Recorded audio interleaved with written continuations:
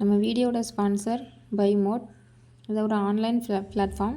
இங்கே வந்து நம்ம வீட்டுக்கு தேவையான எல்லா பொருட்களையுமே ஆன்லைன் மூலமாக ஆர்டர் போட்டு நம்ம பர்ச்சேஸ் பண்ணிக்கலாம். நம்ம இன்றைக்கி எடுத்துக்காட்டு 3.6 பார்க்க போகிறோம். சரிங்களா? இதில் வந்து 3 சமன்பாடையும் நமக்கு தீர்க்க சொல்லியிருக்காங்க.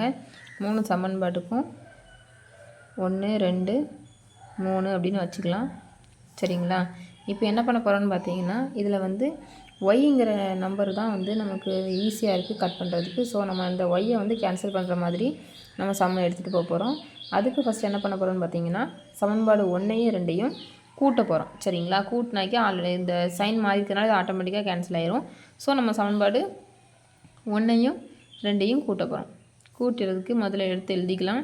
3x + y - 3z = 1. சரிங்களா? -2x - y + 2z = 1. இந்த ரெண்டையும் நம்ம கூட்ட போகிறோம். ஸோ சைன் எதுவும் மாற்ற வேண்டாம், நார்மலாக கூட்டிடலாம். கூட்டிட்டோன்னா இங்கே எக்ஸ் இந்த ரெண்டும் கேன்சல் ஆயிரும்.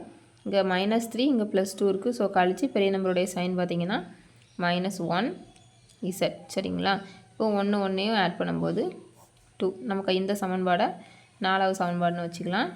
இப்போ இந்த சமன்பாடு 1ஐயும் 3ஐயும் நம்ம அடுத்தது நம்ம கூட்ட போகிறோம். சரிங்களா?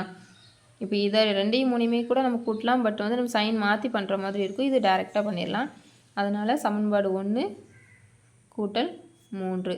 சரிங்களா? அதை எடுத்து எழுதிக்கலாம். 3x + y - 3z = 1 - x - y + z = 2. சரிங்களா? இப்போ என்ன பண்ண போகிறோம்னு பார்த்தீங்கன்னா, இங்கே வந்து மைனஸ் இருக்குது, இங்கே ப்ளஸ் இருக்குது. ஸோ கழிச்சா 2x இந்த ரெண்டும் கேன்சல் ஆயிரும். இங்கேயும் சைன் வந்து மாறி இருக்குது. So -2z = 3. சரிங்களா? இதை சமன்பாடு 5ஆக வச்சுக்கலாம். இப்போ என்ன பண்ண போகிறோம்னு பார்த்தீங்கன்னா, 4ஐயும் 5ஐயும் கூட்ட போகிறோம். ஆனால் அதுக்கு முன்னக்கூட்டி 5வது சமன்பாட்டில் வந்து பார்த்திங்கன்னா எல்லாமே 2 2 இருக்கிறதுனால இங்கேயும் 4வது சமன்பாட்டை 2ஆல் நம்ம பெருக்கிட்டு அதுக்கப்புறமா நம்ம கூட்ட போகிறோம். சரிங்களா?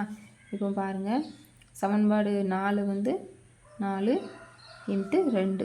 சரிங்களா? மல்டிப்ளை பண்ணி எழுதுனா 2x - 2z = 4. சரிங்களா? 5வது சமன்பாடை நம்ம அப்படியே எழுதிக்கலாம். 2x - 2z = 3. சரிங்களா?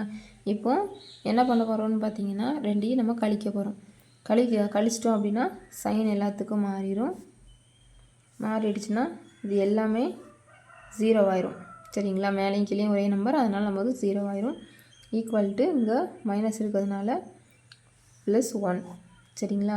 இப்போ பார்த்தீங்கன்னா நமக்கு தீர்க்கணும் அப்படின்னாலே எக்ஸோ ஒய் ஏதாச்சும் ஒரு நம்பருக்கு, அதாவது ஏதாச்சும் ஒரு மாறிக்கு வந்து நமக்கு ஏதாச்சும் ஒரு நம்பர் வந்து நமக்கு கிடைக்கும். ஆனால் இங்கே வந்து எப்படி கொடுத்துருக்காங்க வந்திருக்குன்னு பார்த்தீங்கன்னா 0 = 1ன்னு வந்திருக்கு. சரிங்களா? அப்போது இது என்ன அப்படின்னு பார்த்தீங்கன்னா, இதனால் இந்த கொடுத்துருக்கக்கூடிய இந்த 3 சமன்பாட்டுக்கும் நம்மளால் தீர்வு கண்டுபிடிக்க முடியாதுங்கிறது தான் இதுக்கான ஆன்சர். சரிங்களா? இந்த சமன்பாட்டுக்கு தீர்வு கிடையாது. அவ்வளோதான். தேங்க்யூ.